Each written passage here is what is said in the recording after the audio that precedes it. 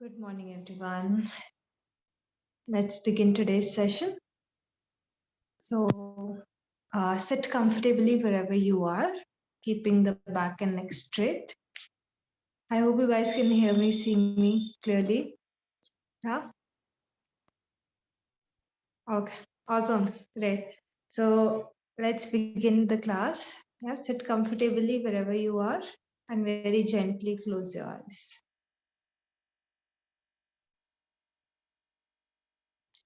And start observing your breath.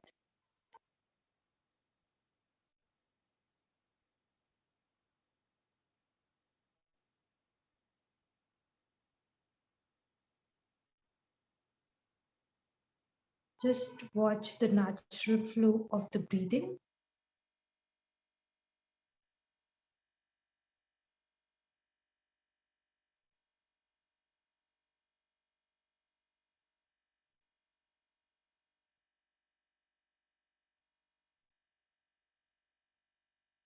Shift the attention to the body. Just take a few moments to align yourself.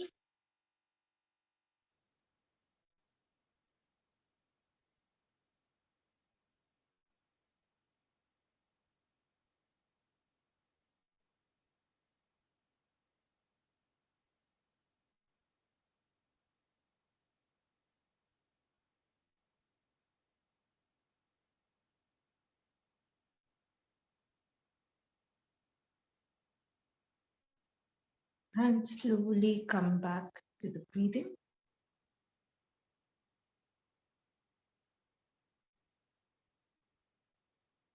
Start prolonging your breath, going for slow, long, and deep breaths.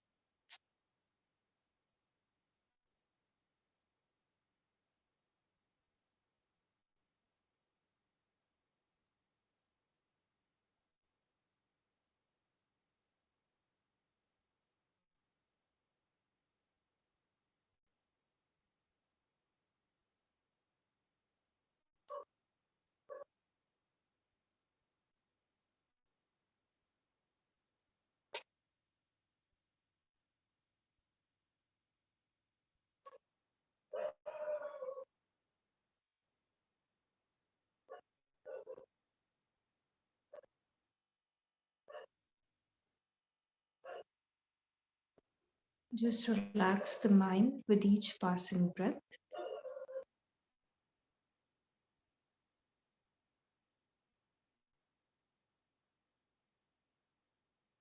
We'll be chanting Om 3 times, followed by the Shanti mantra. Inhale deeply for Om.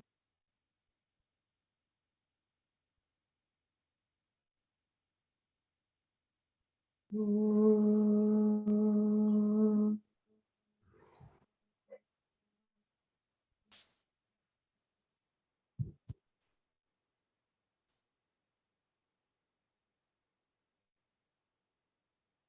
Om.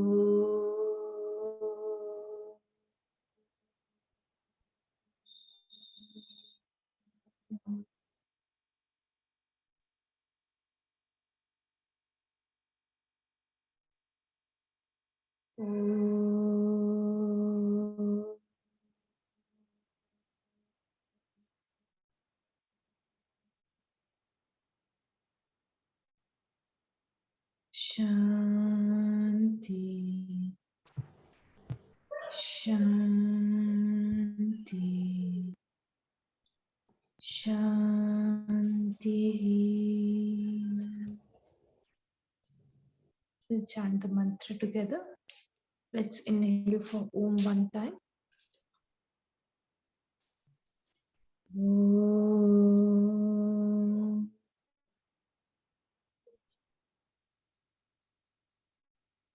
Sarve bhavantu sukhinah.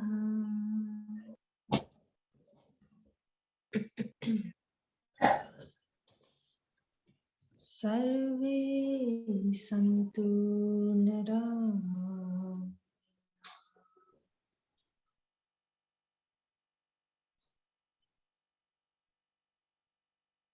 सर्वे भद्राणि पश्यन्तु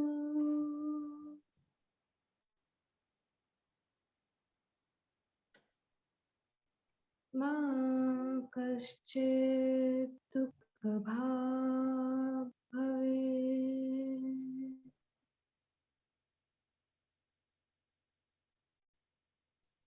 मा कश्चित् दुःखभाग् भवेत्।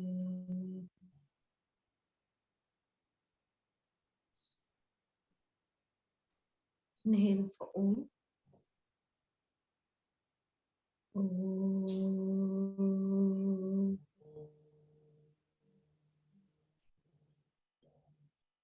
Shanti. Shanti. Shanti.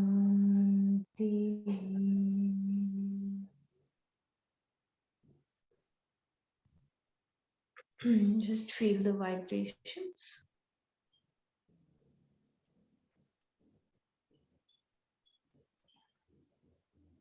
Join your palms together and rub your palms together.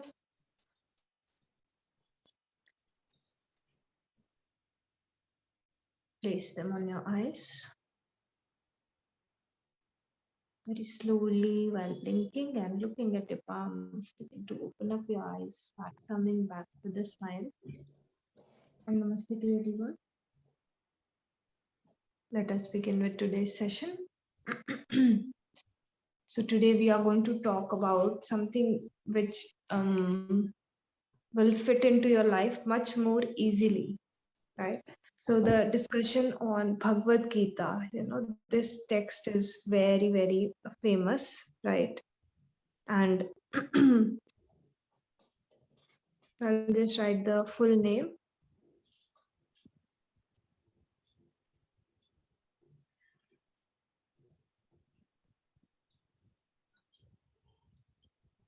Srimad Bhagavad Gita Upanishad. This is the full name of the text, even though today it is known only as Gita, right? Or maybe Bhagavad Gita. Maximum you would hear this thing out, Bhagavad Gita, right? But nobody is talking about the full name because the name in itself has the entire meaning of what the text is talking about, right?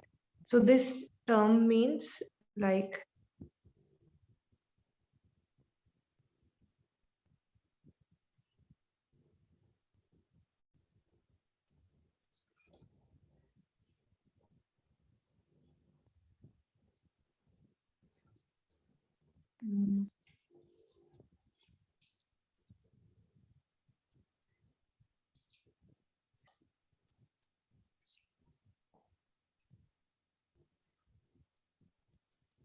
so it's like the song sung by the divine. So Geet in Hindi, Geet means to sing, right?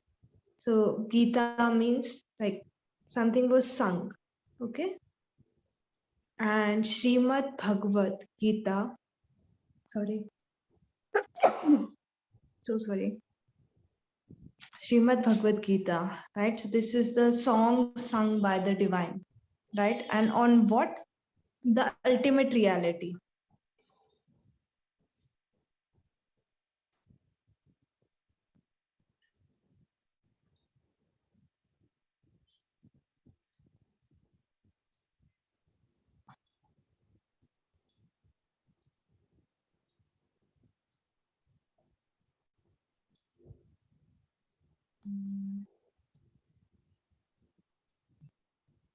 Right. So Upanishad, this term, means that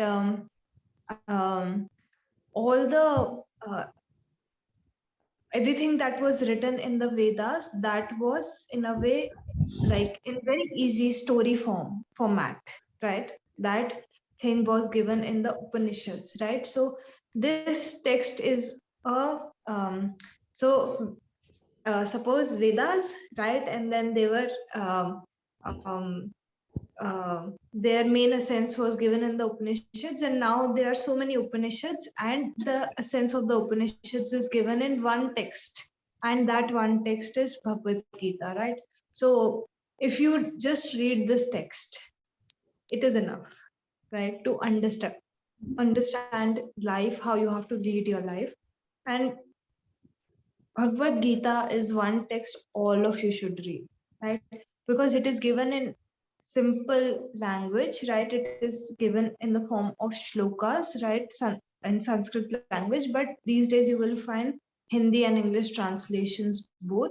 And if you want to understand how to live your life better, this is the text. If you want to understand how to manage things better, this is the book you should turn to, right? Because in this, as relevant as it was back then, it will fit into your life very, very easily, because this text is in the format of a conversation, right? Like you and I, we sometimes discuss and talk. When you guys have questions, there is a discussion, right? So when this discussion takes place, you understand that thing better, right? That is why these like live classes, they help you much, like your pre-recorded classes are there for you, but then you guys also join live classes in order to increase your understanding, right? Because you are directly connected to whoever is teaching you, right? So in that same way, all the questions that are asked, they are very genuine and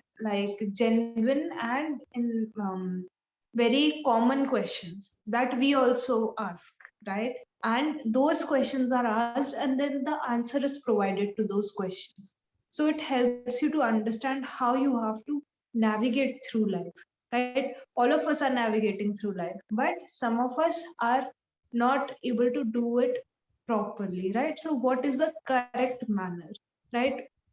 And what is the right way to live, this you will find in Bhagavad Gita. In fact, this text is getting so famous that even in a lot of workspaces, the teachings of this text, they are taught, or there are seminars on it, right? Why? Because this proper um, it gives an insight into what is the proper way, right, to exist in a particular environment, right?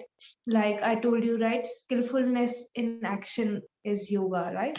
So I told you, what is skillfulness, how you're going to change each and every action. So you guys were able to do that thing, right? So implementation is quite easy when you read this text. Hence, no matter what situation you are in, this text will always help you, right? And you can just read the direct translations also, and then there are thick books giving long commentaries also. But to begin with, you can at least read the translations, which will help you to navigate through whatever situation you are going through, right? So uh, before I give any information on this text, let me come to the story only, right? So in this text, there are two main characters, even though overall there are four characters, but two main characters are there.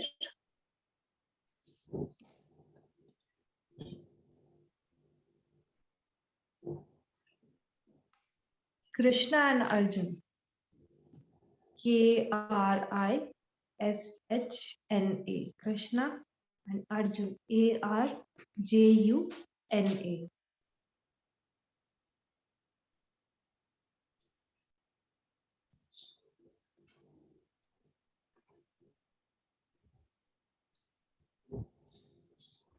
Right? So most of you would know that Lord Krishna is actually a god, right? So by default, when I told you this thing, you know who is answering the questions, right? So Krishna is answering the questions and Arjun is asking the questions in the text, right? So it's the story. This text is a part of Mahabharata. Okay.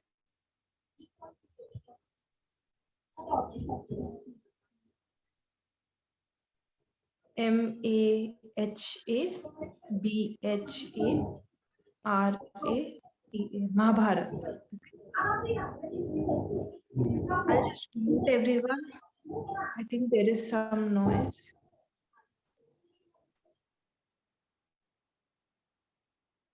Okay.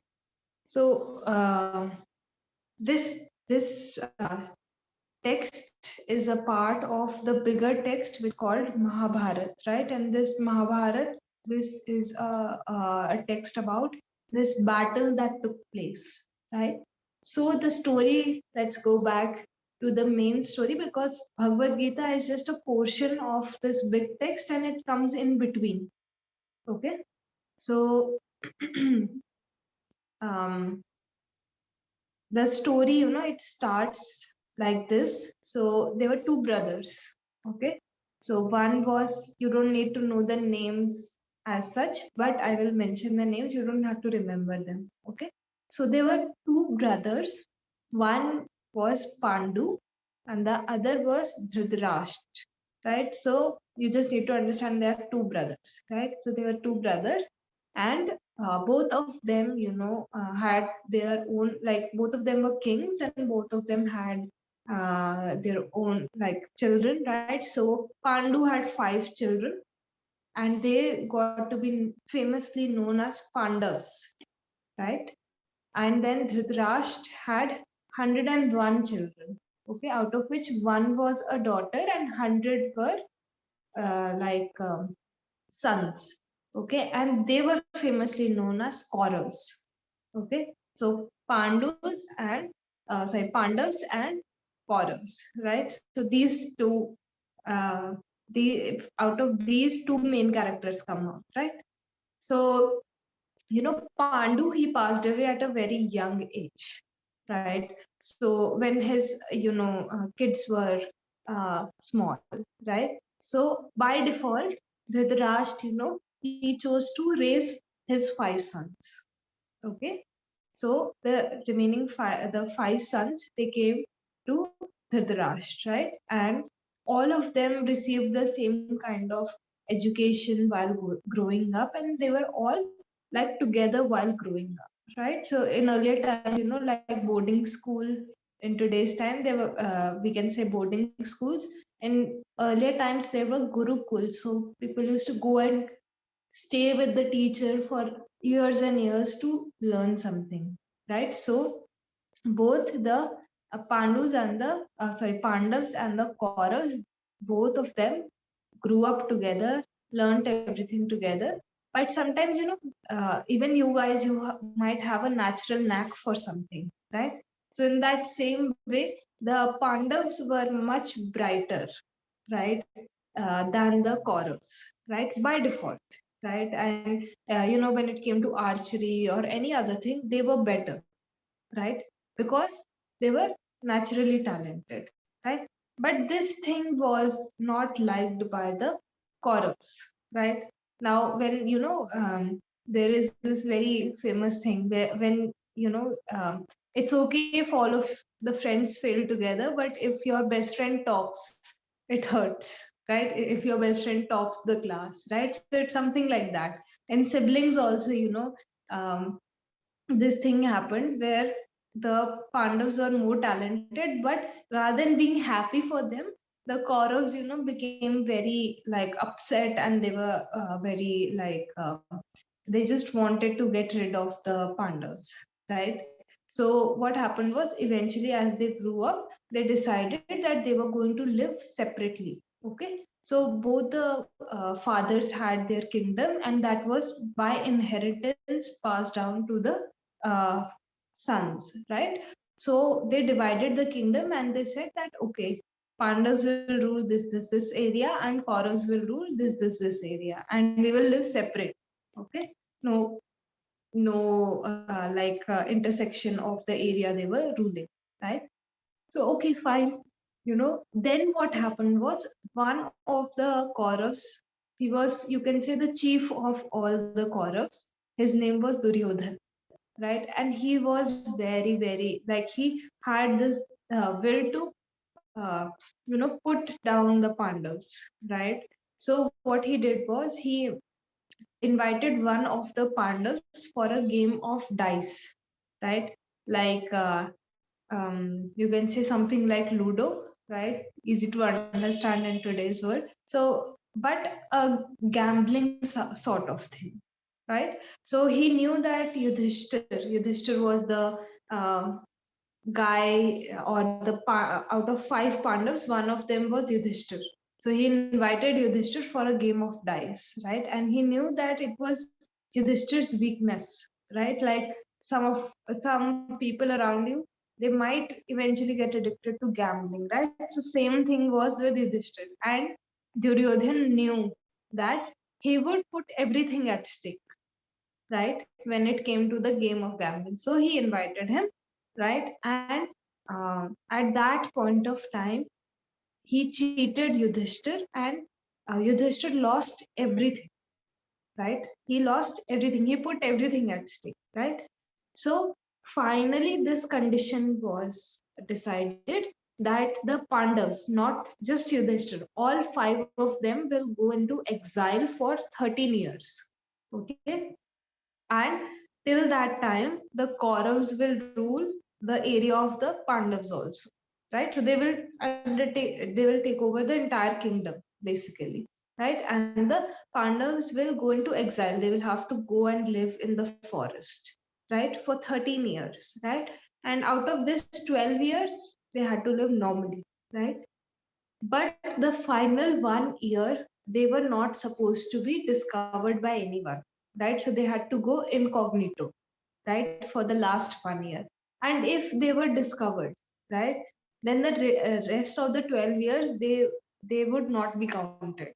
Okay, so this was the entire condition, right? So, okay, so uh, the Pandavas, they went, right, into exile. So in the 12 years also, the Kauravas made sure that there were ample obstacles for them, right, so that they could not complete their exile. But somehow the Pandavas overcame everything. And in the 13th year, they again fulfilled the condition, and they were not discovered by anyone during that last year also. And after 13 years, they came back, right, asking for their rightful place in the kingdom. Okay. So till now, everything, there are some glitches, but everything seems okay. It's adding up, right? But now, when they went back, right, and they went to Duryodhan and they said that, give us back our kingdom.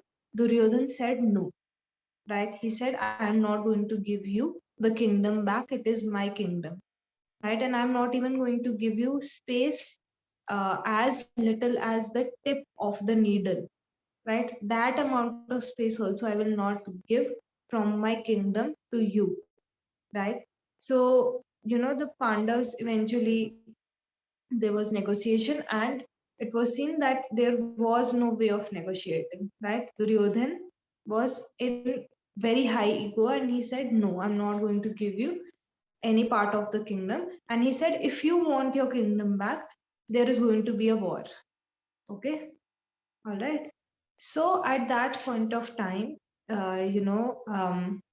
Lord Krishna, he was ruling a place called Dwarka, right? So you can just imagine that there was some other kingdom, and he was ruling that place, right? So both Duryodhan and Arjun, they decided that they were going to go to Lord Krishna, right? For one last, explain the entire situation to him, and ask for his help in the war, because it was decided that the war was going to take place, right?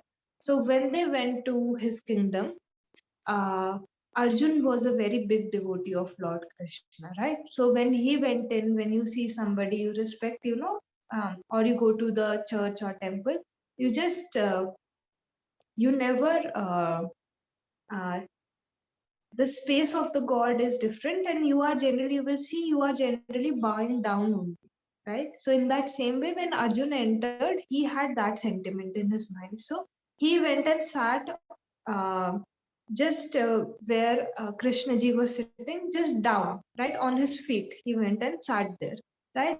But Duryodhan, because he was also a king, so in earlier times, you will see that the king used to sit in the center, and then there were places on the side for the ministers to sit, right? So Duryodhan sat close. on the place closest to Lord Krishna, where the place for the ministers was beginning, right? So he was right on his side, right? And Arjun was down here, right? So Krishna ji, he was meditating. So when he opened his eyes, by default, he saw Arjun, right? And then he saw that Duryodhan had also come, right? So he asked them what is going on, right? So they explained, okay, this thing has happened, and finally it has been decided that there is going to be a war. So we need your help, right? So Krishna ji at that point of time, he said, I will give you two options. Okay. He said one option is that you can take my army on your side. So his army was considered to be the strongest army of that time, right? And if he was giving somebody his army, means that side was going to win, right? So he said, first option is you take my army on your side, right? And the second option that I'm giving you is that I will be on your side, but I will not pick up any weapons. Okay. So he said basically, I will be on your side, but I will not fight for you, right? So I will ride the chariot, right? If you go in, if you Google also, right? So the scenes of Mahabharat, you will see a lot of chariots were there. So one of the chariots, he said, I will ride that chariot for you, Arjun. So Arjun's chariot only he will ride, but I am not going to pick up any weapons, right? So because he saw Arjun first and Duryodhan later, so he gave Arjun the choice, right? He said, you choose out of the two, which one you want, right? And at that point of time, Arjun chooses Lord Krishna to be on his side without fighting, right? Okay. And Duryodhan was very happy because anyway, if he would have been given the first choice, he would have chosen the army, right? And you already know Pandavas were five in number, Kauravas were 100. So already there was a like imbalance of the amount of people who were going to be on their side, right? Duryodhan's side. There were already going to be a lot of people over there, and then he got the strongest army, right, on his side. And over here, Arjun, because he was such a big devotee, he wanted Lord Krishna to be on his side, right? So all of this was decided, and now they were waiting for the day of the war. On the day on which it was decided, the war will begin. So just before that, after this incident had happened, and before the war began, Lord Krishna knew that it was going to be a very big war, and it was going to cause a lot of destruction, right? So as a last attempt, in order to avoid this war, he went to Duryodhan, right? And he went to his kingdom and he wanted to request that that Duryodhan gives the Pandavas only 5 villages to rule over. That is also okay, right? But give them some space in the kingdom, right? To which Duryodhan again said no, right? So then, as you negotiate when you go for and 80 rupees, right? So slowly, you guys also negotiate. So that way, Krishnaji then said that give us only 5 houses, not only five. Now leave 5 villages, give only 5 houses so that the Pandavas can rule over those 5 houses and they can live their life peacefully, right? But Duryodhan said no to that also, right? So then when he saw this thing, that Duryodhan is not even seeing this little thing, he is declaring a war just because he did not want to share the kingdom, and he wasn't even willing to share a little bit portion in his kingdom. Now Krishnaji wasn't asking for the rightful place, he was just asking for a very small area in the entire kingdom, right? And then also Duryodhan said no. So Krishnaji began to walk out, thinking now the war is going to take place only. And at that point of time, Duryodhan tried to um, not let him go, right? He tried to put him in jail, you can say, right? So at this point of time, Lord Krishna showed his real who he really was, right? That he was God, right? So at that point of time, he warned Duryodhan that I am the ultimate reality, and you are born out of me. You exist because of me, and you end also. When you end, you come into me. I am time itself, right? So he became very, very angry, right, at that point of time, and he said that you cannot tie me, right? I cannot be bound, right? I am the thing which was existing, which is existing, and which will always exist. You will cease to exist, but I will always exist. So you cannot bind me, right? So at this point of time, this whole thing takes place, and then Lord Krishna leaves, right? And then we come to the day of the war directly, right? Where, so in Indian armies and like Indian battles, like we had rules and regulations, like everybody did, right? Earlier, whenever there used to be wars, there are certain rules and regulations. So in Indian tradition, this thing was there, that where the line is drawn, right? So one side is yours, one side is of the other party, right? So they were given some time to strategize, right? Before they crossed and came into fight, they got some time to strategize, look at the other army, and see how they were going to proceed with the war, right? So it was like not like immediately you reached a place and the fight began, right? It was a long term process, right? It took days and days, right? So at that point of time, Arjun was standing on one side and Krishnaji was riding his chariot, and he told Lord Krishna to take his chariot to that point where he could see the other army, right? And strategize how they were going to strike. And this is where Bhagavad Gita begins, right? This is the point. Because as soon as Arjun sees that his entire family, the people he grew up with, is standing on the other side, right? Not only the Kauravas, but his aunts and uncles and everybody was standing on the other side, right? And his guru, right? So student teacher relationship, it's very, very, it used to be very, very deep and strong at that point of time, right? So because the kids used to leave their parents and live with the guru only or the teacher only, right? So he literally grew up with his teacher, and his teacher had taught him how to shoot an arrow, right? And now he was standing in a position in his life where he had to shoot that arrow at the person who had taught him, right? So he felt very disheartened at that point of time. So he told Lord Krishna that it makes no sense for me to have any kingdom if I don't have a family to share that with, right? Like you guys can achieve everything in your life. But what we love the most when we get the achievements, that our family celebrates with us, you know, maybe you go out and have dinner with the people you love, right? So he said there is no point of acquiring so much if I cannot share it with the people I love, and all the people I love, they are standing on the other side, right? And I'm supposed to kill them at this point of time. And it is the biggest dilemma, right?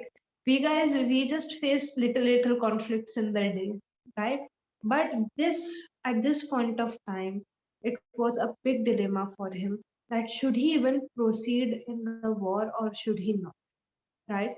And at that point of time, Lord Krishna, begins to explain to him why he should fight. And this why he should fight is the Bhagavad Gita, right? So most of us, we have conflicts in one area of our life or the other, and so was Arjun. He had conflict in his life, and at that point of time, somebody was guiding him and giving a solution how he can proceed in between that conflict. And that is why Bhagavad Gita is so relevant for us, right? When you read it, of course the story is being talked of, right? But you will see that you will be able to personalize that story. and bring it into your life, how you can deal with certain things, right? And at that point of time, Lord Krishna told him that it is his duty to fight, because where he was standing, he was a warrior, right? And a warrior, when they are standing in, like, preparing for the war, it is their duty to fight. Okay. And there are 18 chapters in total, right, in Bhagavad Gita. So 18, like, he asked a lot of questions, but in 18 different ways Lord Krishna explained to him why he had to fight, right? So if one chapter doesn't convince you, right, that you don't want to work in this way, it's okay. He gave 18 different explanations, right?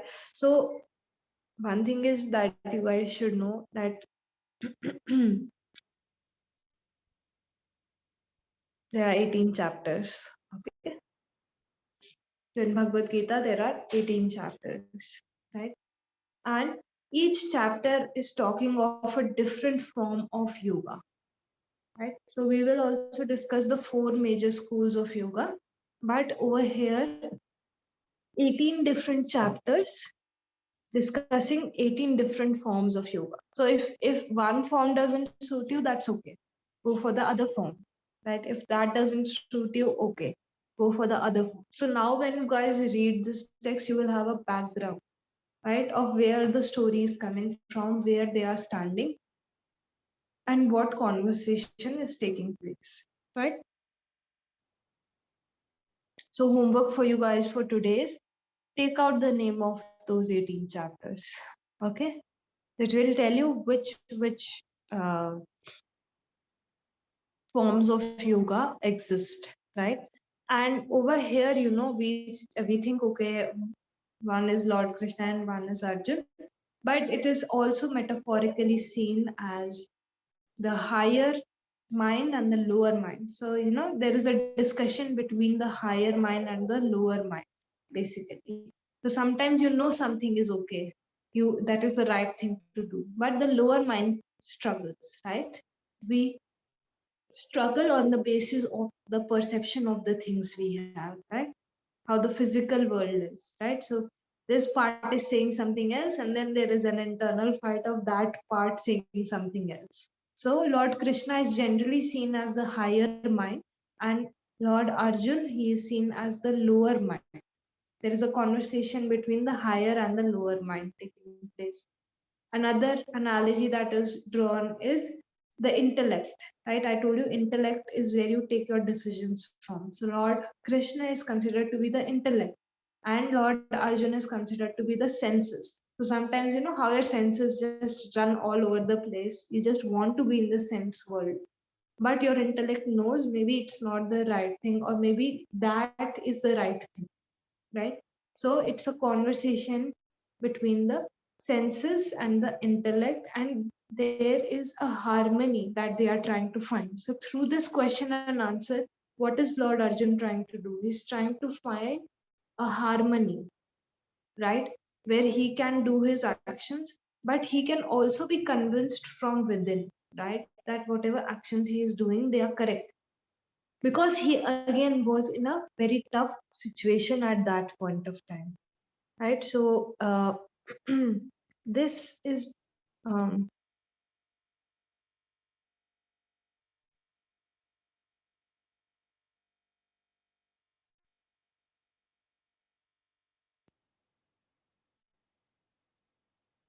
so this is a part. So Mahabharat is divided into different chapters, right? So Bhishma Parv, Bhishma, Bhishma Parv, Parva,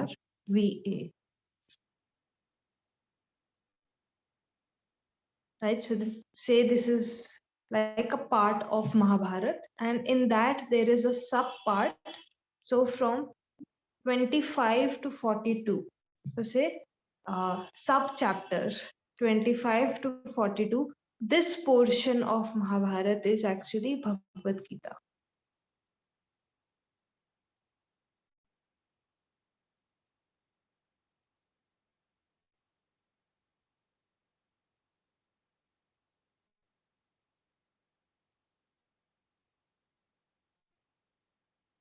Okay, when I will take the class on the different schools of yoga, I will tell you, right? So, see, since you have asked this, I will answer this briefly, right? So, should we practice all four schools or should we just practice one? So, the schools of yoga, when we talk of them, um, basically, whatever resonates with you the most, you choose that school. Okay, like karma yoga, right? Karma is action. So when you really see your actions are having an impact, right? And you connect with that thing. So you go for karma yoga, right? So the schools of yoga are divided um, on broad categories, on the basis of broad categories. So whatever your personality is, you can begin with that. But eventually they begin to merge into one only, right? So like bhakti yoga, right? So bhakti is your emotions, right? So somebody who is a very emotional person, they can channel their emotions in this kind of path of yoga, right? Where they devote themselves to a god, right? You would have seen a lot of people, they go to the temples or the churches regularly, so they have devoted themselves, right?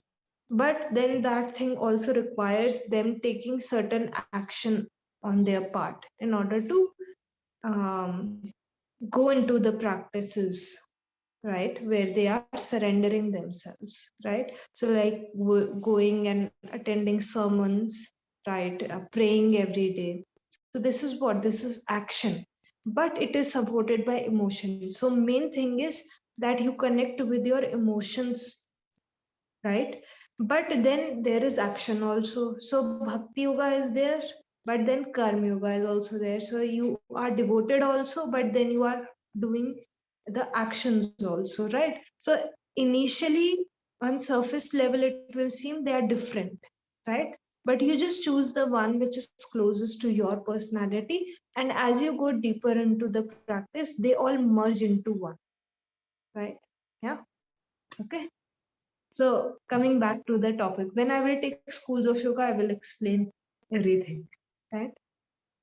So for you guys also, you should read Bhagavad Gita, right? I would say in once in a lifetime, this should be on your bucket list, right? You should read this text, okay? And in India, you know, in our families only, this text is there in the house, right? So a lot of people who just chant this, they don't understand it, okay? They don't understand what they are chanting, but they just chant the whatever is written in Bhagavad Gita. They have seen immense change come into their life. They don't understand anything, whatever you are saying, like whatever they are speaking, they don't understand the meaning. But because it was from family tradition, it is passed down from one generation to the other. People just chant, they know Bhagavad Gita by heart, right? And just by doing this, they have seen an immense impact on their life, right? And if you choose to go the other way, also, you want to understand the text and you want to delve into it, delve into understanding why something has been said, then also it will change your life, right? Just the presence of this text and just the chanting of this text, right? It, you don't have to go into too much philosophy, you don't have to go into too much thinking. Just keep doing, just keep reading this text and you will see a lot of change come into your own life, right? So I will just recommend a book. Tomorrow I will give you, no, on Monday I will give you some more detailing on Bhagavad Gita, but for today you guys can look for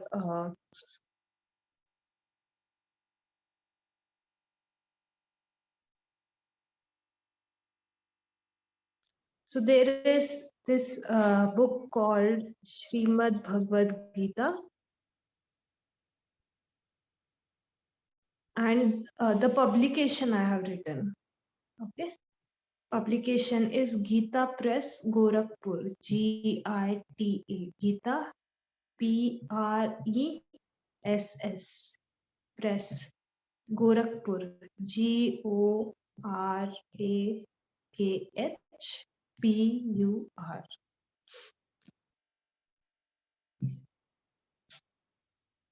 They have very close translations. Okay, so they have translated both in Hindi and English, and you will find multiple translations of this text, but they have very close translations to the Sanskrit language. That is why I have given you the name. You will find PDF also, PDFs and ebooks also, right? So you don't have to specifically go and buy this book. You will find a PDF if you Google it, or if you go to the ebook sites, right? And this is very short, right? So there are 700 verses in the text, right? So this will give you just a direct translation. So I would say go and read the direct translations. 700 verses are there, so if somebody gives long explanation, right, you'll never be able to finish the text. There are this thick books also on Bhagavad Gita, so don't delve into that. Just read the direct translations to get an idea which method suits you the most, which one do you like the most, and then you can go into detail about the method you like the most out of the 18 methods that are given in this text. So any doubts from anyone of you? No? Okay. So let's end today's session then. So keep the back and neck straight. Close your eyes.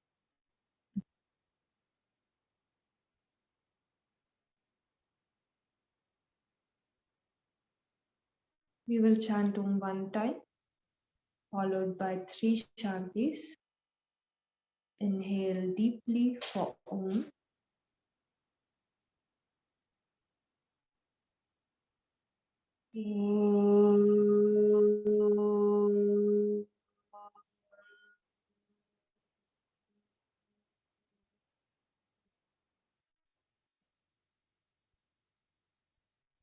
Shanti, Shanti, Shanti.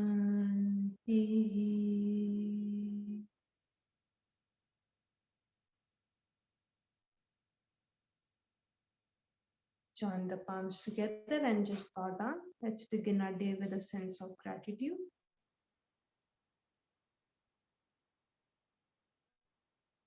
Rub the palms together.